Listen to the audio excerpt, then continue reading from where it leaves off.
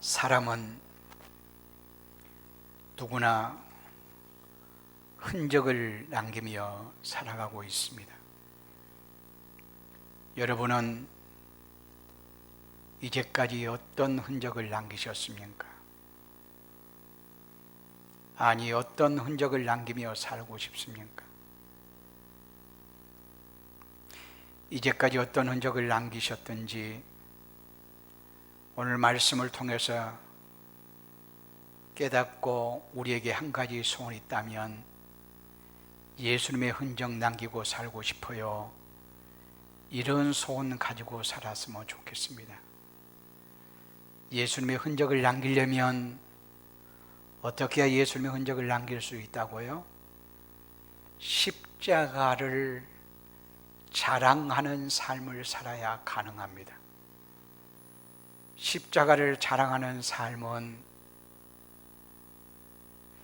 예수 그리스도의 십자가의 진리를 깨닫고 깨달은 말씀을 믿고 고백하며 실제 우리의 삶이 고백적인 삶을 살 때, 이 고백적인 삶의 구체적인 모습은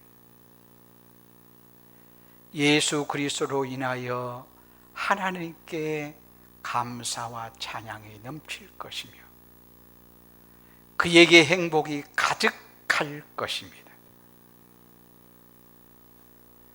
그리고 하나님의 뜻을 아는 대로 순종함으로 반응하여 그의 삶은 끊임없이 하나님을 경험하는 삶을 살게 될 것입니다. 이렇게 살아간다면 그는 예수 그리스도의 흔적만 남게 될 것입니다. 지난 시간에 예수 그리스도의 십자가에 무엇이 담겨 있다고 말씀드렸는가요?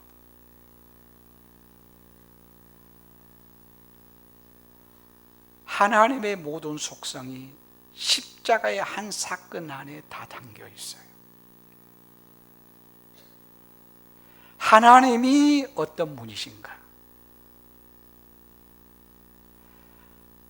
하나님의 하신 일이 무엇인가? 하나님께서 우리를 향하신 뜻이 무엇인가? 이러한 질문의 답이 십자가 안에 다 담겨 있단 말이에요. 그래서 십자가는 하나님의 자기 계시가 담겨 있다, 이렇게 말씀할 수 있어요. 하나님의 자기 계시, 그러면 무엇을 늘 내가 하나님의 자기 계시라고 하죠? 십자가가 하나님의 자기 계시다, 이 말은 내가 입술을 벌려서 오늘 처음이에요. 그런데 제가 하나님의 자기 계시, 이 말은 종종 해요. 뭐가 하나님의 자기 계시라고요? 성경이. 성경의 말씀은 하나님의 자기 계시. 자기 계시란 말은 하나님의 인격과 사역이 이 성경 속에 다 담겨 있다, 그 말이에요. 그런데 오늘은 내가 십자가는 하나님의 자기 계시다, 곧 성경 말씀이 예수 그리스도의 십자가를 향해 가고 있고 십자가를 통해서 하나님의 자기 계시를 온전히 다 담아내시고 드러내신다라고 이렇게 말씀할 수 있습니다. 그러니까 십자가에 담겨있는 진리를 깨닫고 실제 그것을 나의 것으로 삼고 살아가면 그가 성숙한 하나님의 사람이라 이렇게 말씀할 수가 있습니다.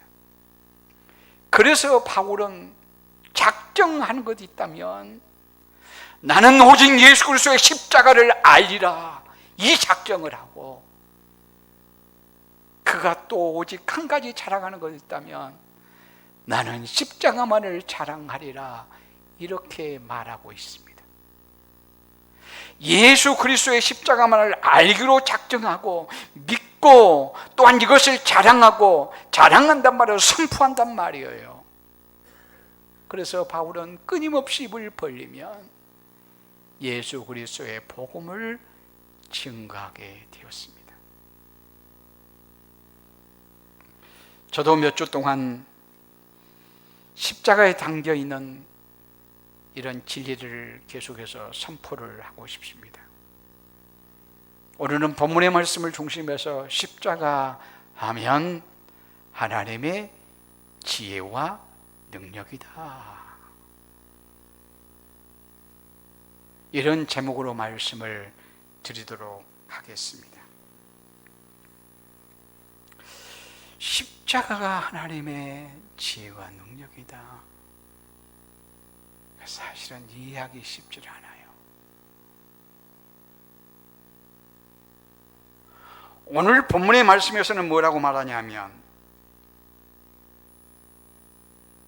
십자가는 유대인에게는 꺼리끼는 것이요 이방인에게는 미련한 것이다. 23절에 그렇게 말씀해요. 왜냐하면 22절에 유대인들은 표적을 구하고 헬라인들은 지혜를 찾기 때문에 그렇다.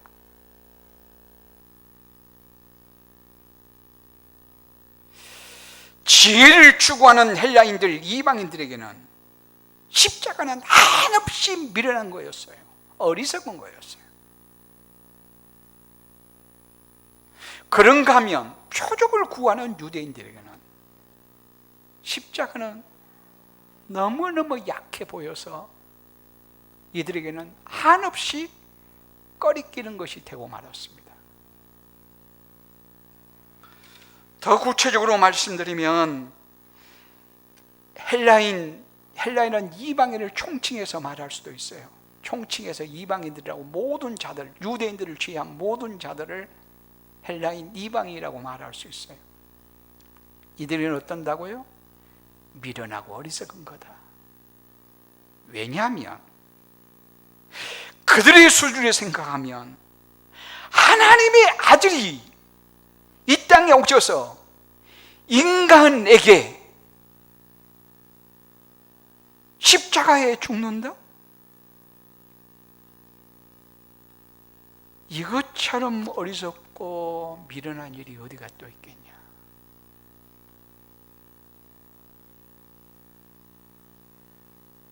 지식을 추구하는 이들에게는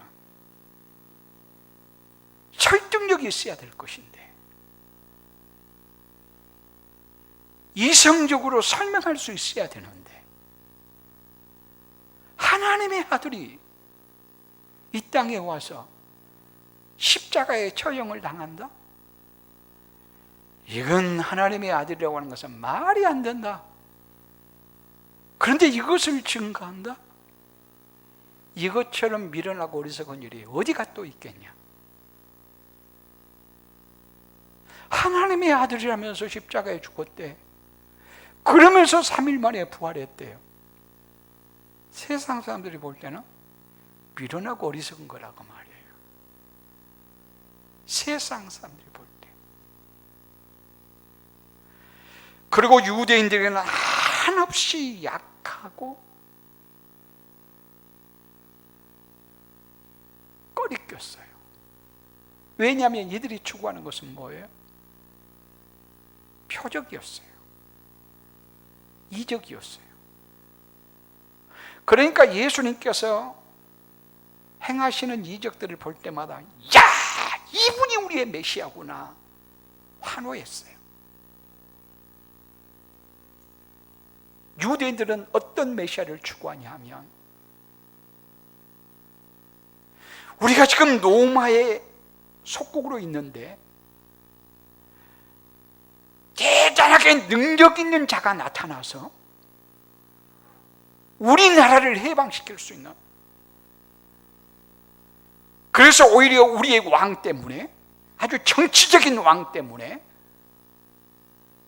우리나라가 세계 최고가 되어지는 이런 메시아를 유대인들은 추구했어요. 다윗과 같은 왕.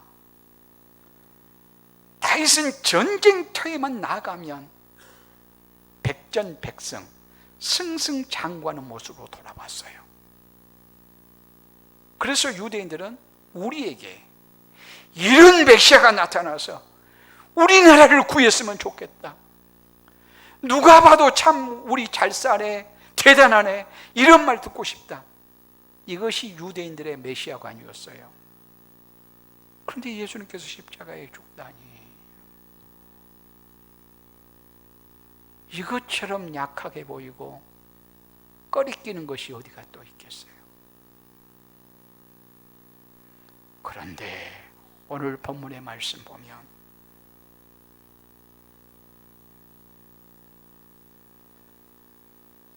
너희들이 어리석게 보이고 미련하게 보고 둔하게 보고 약하게 보고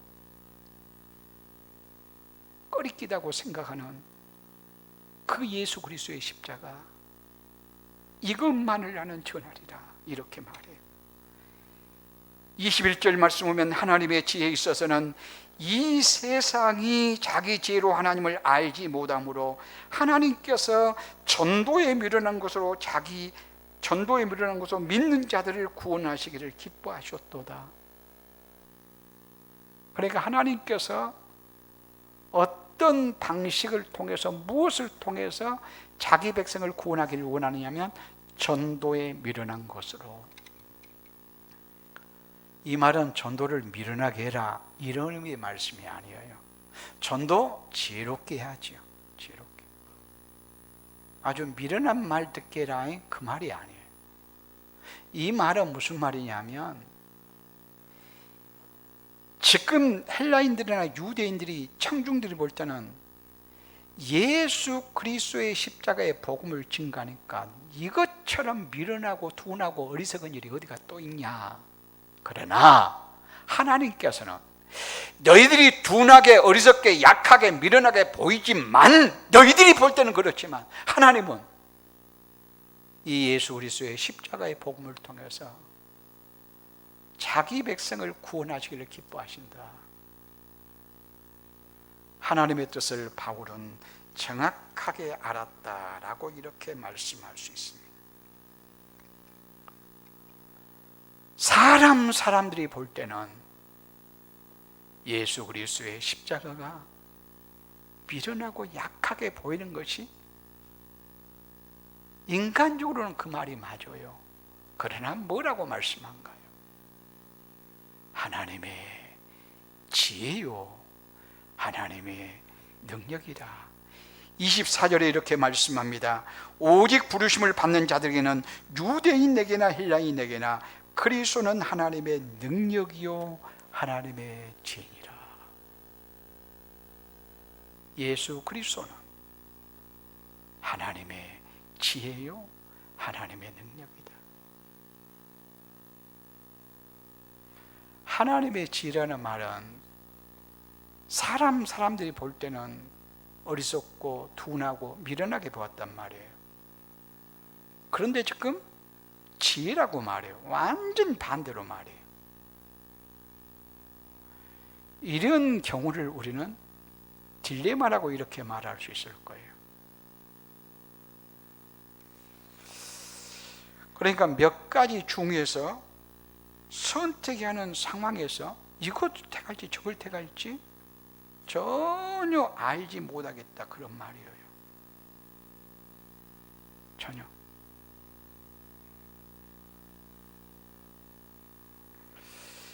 이 십자가가 하나님의 딜레마라는 말은 하나님 자신에게는 사실은 딜레마가 없어요. 그런데 인간의 표현 방식이라고 여러분이 이해하면 좋을 것 같아요. 우리가 볼 때 이건 딜레마구나, 그 말이에요. 하나님에게 딜레마가 있다는 말이 아니고 인간이 볼 때는 딜레마네, 이것은 답이 없는데 그 말이에요. 십자가가 그래요. 더 구체적으로 말씀드린다면 하나님께서 죄인에 대한 사랑을 포기하지 아니하면서 어떻게 죄를 심판하시는 거룩함을 드러낼 수 있다는 말인가? 다시 말하면 하나님께서 죄를 심판하시는 거룩하심을 부인하지 않으면서 어떻게 죄인들을 용서하시는 사랑을 나타낼 수 있다는 말인가? 죄는 용납하지 아니하고 미워하면서도, 그래서 반드시 심판하시는 공의로우신 하나님이시면서도 죄를 용서하시고 사랑하시는 사랑의 하나님이시다. 어떻게 그럴 수 있다는 말인가? 죄를 미워하면 사람 미운 거고, 사람을 사랑한다면 죄까지 용납되어지는 거지. 어떻게 그럴 수 있다는 말인가? 이것이 인간 편에서는 딜레마예요. 그런데 하나님은 예수 그리스도의 십자가의 한 사건을 통해서 하나님의 공의롭심에 대한 속성과, 하나님은 사랑이시다, 다시 말해서 하나님은 죄를 반드시 벌하시는 거룩하심 공의로우심과, 하나님은 죄인을 용서하시고 사랑하시는 사랑의 하나님, 이 상반된 속성임에도 불구하고 예수 그리스도의 십자가의 한 사건을 통해서 하나님의 그 상반된 속성을 온전히 충족시키세요. 그래서 십자가는 하나님의 지혜예요.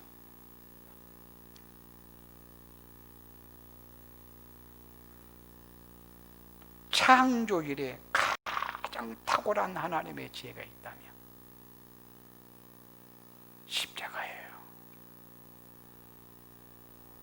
사람 보기에는 한없이 약하게 보이고 어리석게 보여도 이게 바로 하나님의 지혜의 절정이에요.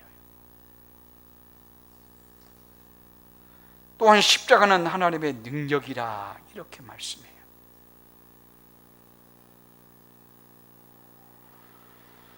우리가 능력, 이 말에 참 관심이 많지요. 사로잡히고 싶습니다. 우리가 능력 있고 싶어요. 누구나 그러고 싶어요. 누구나. 그래서 열심히 공부를 왜 하냐? 아니, 아침 일찍 일어나서 늦게까지 수고하면서 열심히 돈을 왜 버냐? 자기의 능력을 드러내고 싶어요. 이걸 다른 말로 말하면 인간의 야심은 모두 권력에 대한 끊임없는 야망을 가지고 있어요. 권력은 남을 자신의 뜻에 움직이면서 지배할 수 있는 공인된 힘을 말해요. 그리고 누구든지 인정할 수 있는 힘, 누구든지. 이건 높은 자리라고 할까요? 높은 자리. 높은 자리를 차지하고 있다. 누구든지 인정해 주지 않아요. 그러면 자기의 뜻대로 무엇을 움직이려고 움직여요. 누구든지 그와 같은 속성을 가지고 있어요.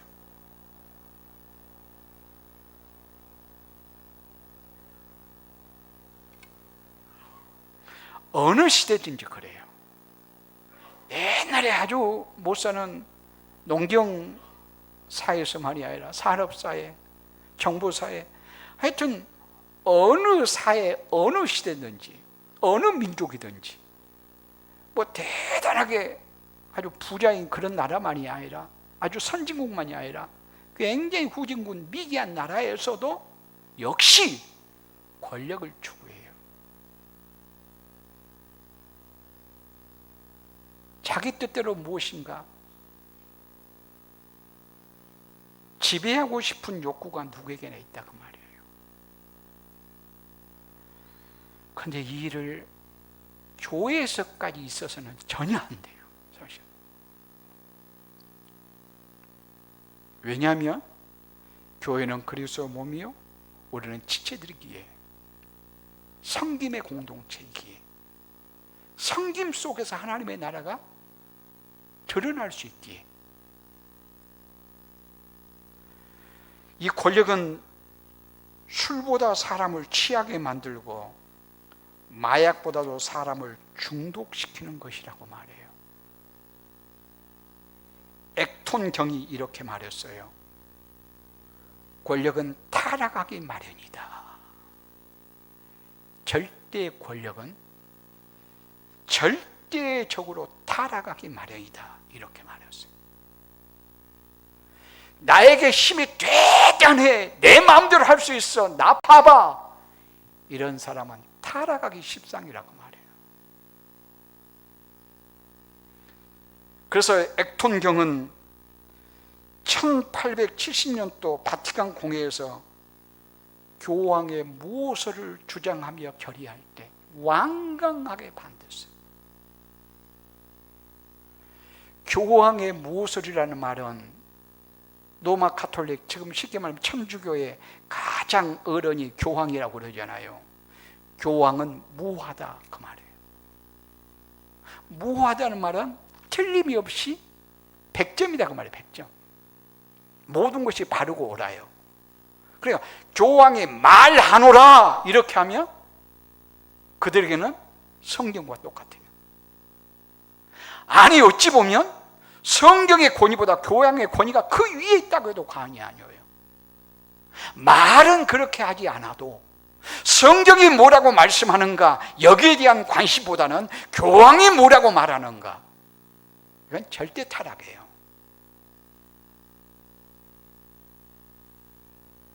그런데 교회 안에서까지 이런 일이 있으려고 하면 안 돼. 어느 유명한 목사도 그리하면 안 돼요.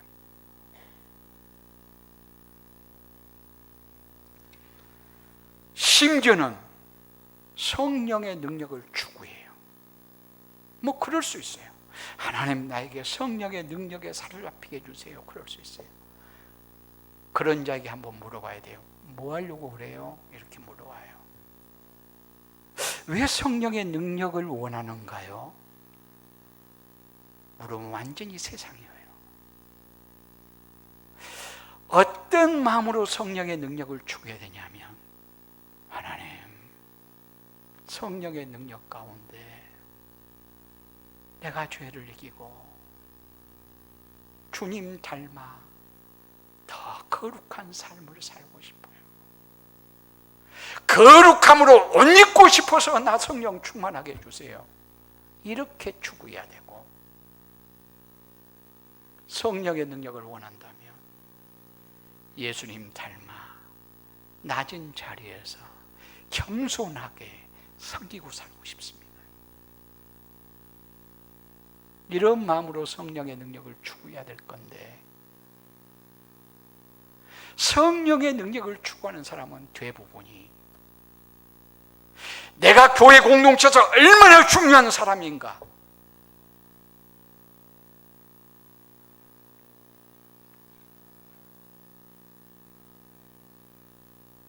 다른 이 위에 내가 너희들보다는 수준이 달라 성령과 직접으로 통하는 능력 가운데 사는 사람이야. 말은 그렇지 않아도 과시하려는 그런 마음으로 성령의 능력을 추구하지 않느냐, 그 말이에요. 자기 자신의 중요성을 드러내고 과시할 것이 아니고 예수님 닮아 낮은 자리에서 겸손으로 허리를 동이고 그냥 섬기고, 약한 자보다 더 약한 자처럼 섬기고, 거룩하게 하나님의 사람으로 옷 입고 살아가는 데 필요한 거지. 엉뚱하게 성령의 능력을 추구하면 안 된다, 그런 말씀이에요. 예수 그리스도의 십자가, 이것은 갑자기 예수님이 힘이 없어서 당한 돌발적인 사건이 아니에요. 유대인들의 아우성과 로마 군인들의 강한 힘에 의해서 예수님은 아무 힘없는 자처럼 돌발적으로 있었던 사건이 아니고, 이미 하나님께서 계획하시고 때가 되매 이루신 하나님의 경륜 안에 있었던 사건이에요. 광야 전에 출애굽할 때 전날 밤 흠없는 어린 양을 잡게 하지요. 그리고 그 피를 문설주에 바르게 합니다. 이 어린 양의 피는 예수 그리스도께서 십자가에 죽으실 때 흘리실 피를 예표하고 있어요. 그러니까 유월절 어린 양을 잡게 하신 그 사건을 통해서 하나님은 이미 예수님 십자가에 죽으실 것을 계획하고 계셨다 그 말이에요. 그런가 하면 광야에서 이들이 하나님을 원망하다가 불뱀에 물려서 막 죽습니다. 그럴 때 모세를 통해서 놋뱀을 장대에 달라 말씀하세요. 놋뱀을 쳐다보게 해요. 놋뱀을 쳐다보는 자마다 살리라. 이것은 요한복음 3장 15절 말씀 보면 결국 이 놋뱀은 예수 그리스도를 십자가에 죽으실 예수 그리스도를 예표하고 있어요. 그러니까 놋뱀을 달라라고 말씀하실 때 예수님이 십자가에 죽을 것을 미리서 하나님이 다 계획하고 계셨다 그 말이에요. 이와 같은 사건은 예수님이 태어나기 1500년 전에 있었던 일이에요. 600년 전에 있었던 이사야 선지자가 이사야 53장 말씀 보면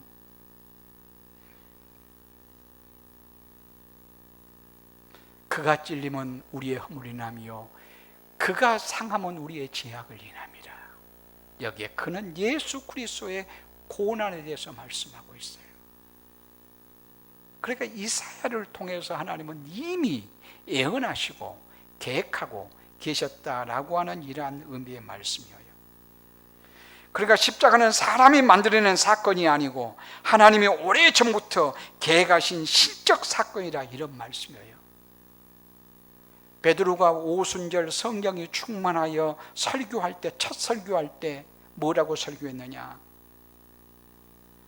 사도행전 2장 23절 말씀 보면 다 같이요.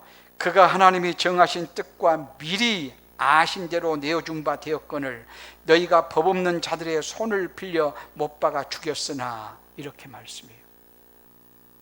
곧 베드로가 설교할 때 하나님께서 미리 정하신 그분의 뜻을 따라서 이 일은 되어졌다. 그분이 예수님이시다.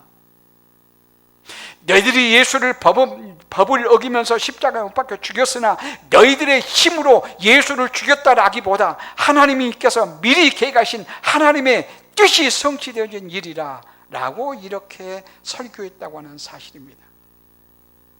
그래서 예수 그리스도의 십자가는 하나님의 지혜요 능력이라 이렇게 말씀할 수가 있습니다. 고린도서에는 능력에 대한 이야기가 참 많이 나와요. 그런데 이 능력은 약함을 통한 능력이에요. 예수 그리스도의 십자가를 통한 하나님의 능력 말씀하듯이 우리 인간에게도 약함을 통한 능력. 그래서 오늘 본문의 말씀에도 26절에 그렇게 말 형제들아 너희를 부르심을 보라 육체를 따라 지혜 있는 자가 많지 아니하며 능한 자가 많지 아니면 문벌 좋은 자가 많지 아니하도다. 그러나 하나님께서 세상에 미련한 것들을 택하사 지혜 있는 자들을 부끄럽게 하려 하시고 세상에 약한 것들을 택하사 강한 것들을 부끄럽게 하려 하시며 하나님께서 세상에 천한 것들과 멸시받는 것들과 없는 것들을 택하사 있는 것들을 피하려 하시나니 이렇게 말씀하고 있어요.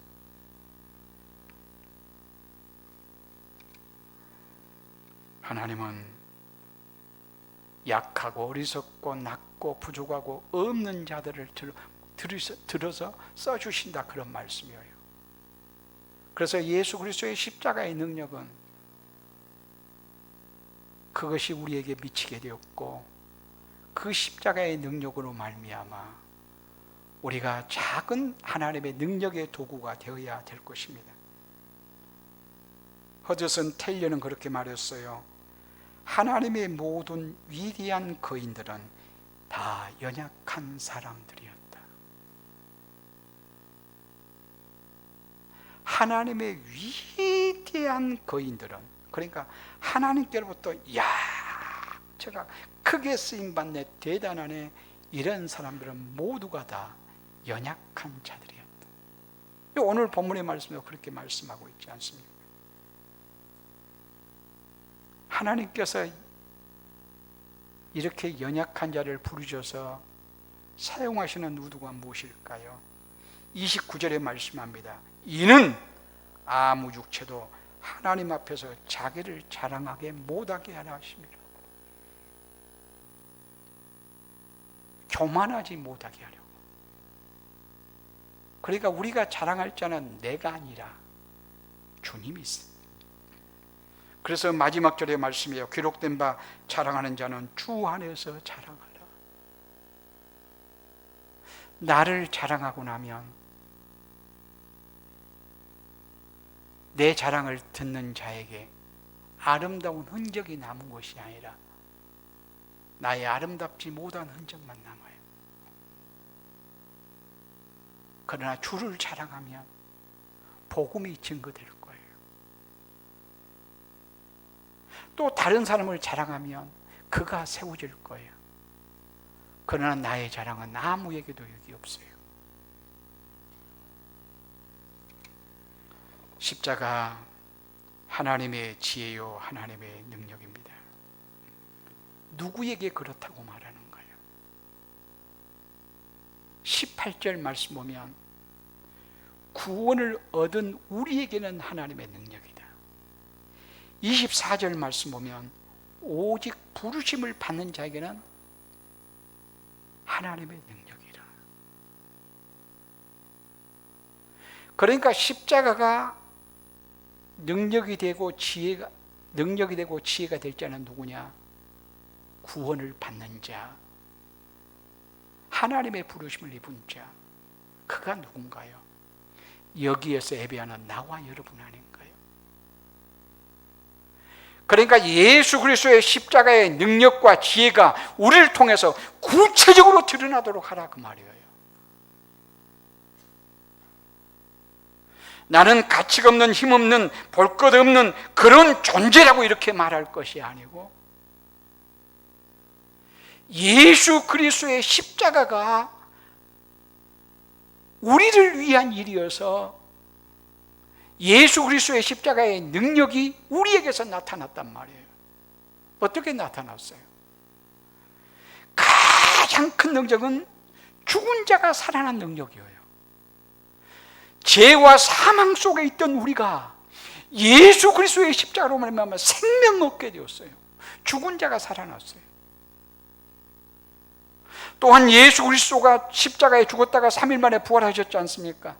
예수 그리스도의 부활은 우리의 사망을 사망시키시고 부활의 첫 열매 되심으로 이 사건이 우리의 사건이 되게 되었어요.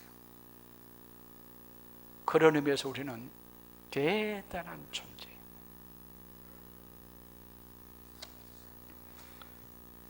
여러분, 자신의 가치가 어느 정도 된다고 생각하신가요?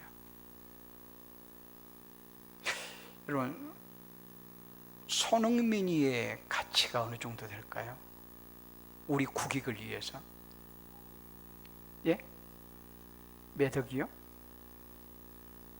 그가 한 200억 수입이 된가요? 정확하게는 모르겠는데, 그러나 그가 우리 국익을 위한 가치는 어느 정도로 본 줄 안가요? 제가 정확하게는 모르는데 수조가 될 거예요. 수조가. 최근에 성공에 대해 김동춘 교수가 어떤 한 분에 대한 얘기를 하면서요, 제가 그분에 대한 얘기는 안 하고 싶은데, 한 분에 대한 얘기를 하면서 국익을 위해서 100조의 가치가 있대요. 100조.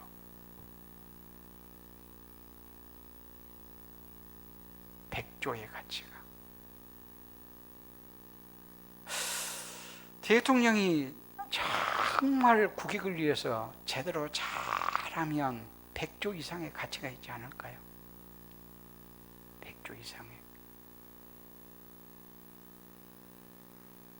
가정에서 얘기를 지금 하는 거예요. 근데 우리는 그와 같은 가치는 돈으로 계산할 수 없어요. 우리는 약해요.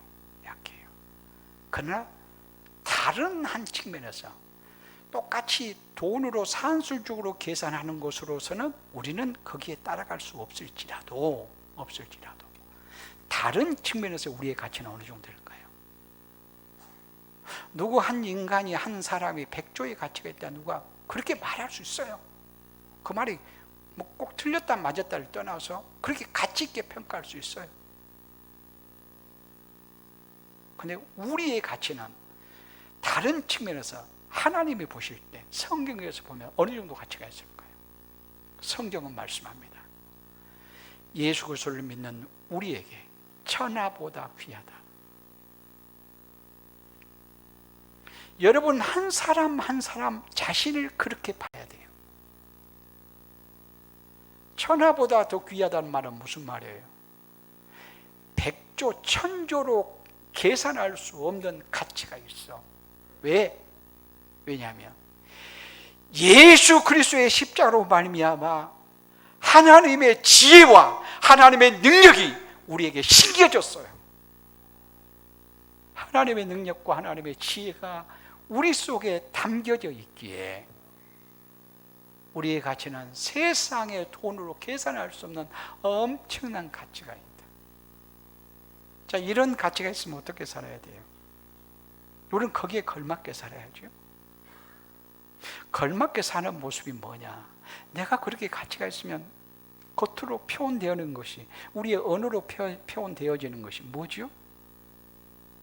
언어를 하나 들어도, 말을 하나 해도, 또 겉으로 표현되어지는 이미지를 봐도 행복하죠. 그런 자의 입술은 늘 감사와 찬양이 나오지 않겠어요? 주님을 닮은 모습이 드러나지 않겠어요? 왜?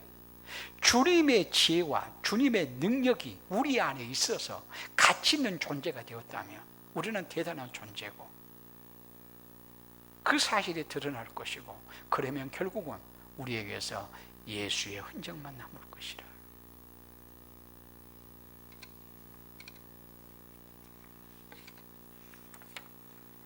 말씀을 맺으면서 한번 따라서 할까요?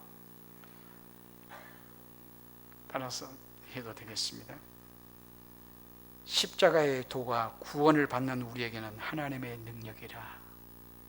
자, 십자가의 도가 구원을 받은 우리에게는 하나님의 능력이라. 그리스도는 하나님의 능력이요 지혜라. 그 하나님의 능력과 지혜가 우리 안에 담겨져 있어요. 우리 대단한 존재죠. 이 자부심을, 긍지를 가지고 하나님의 사람으로 승리하며 살아가는 우리 모두가 되어줄 수 있기를 바랍니다. 기도하겠습니다.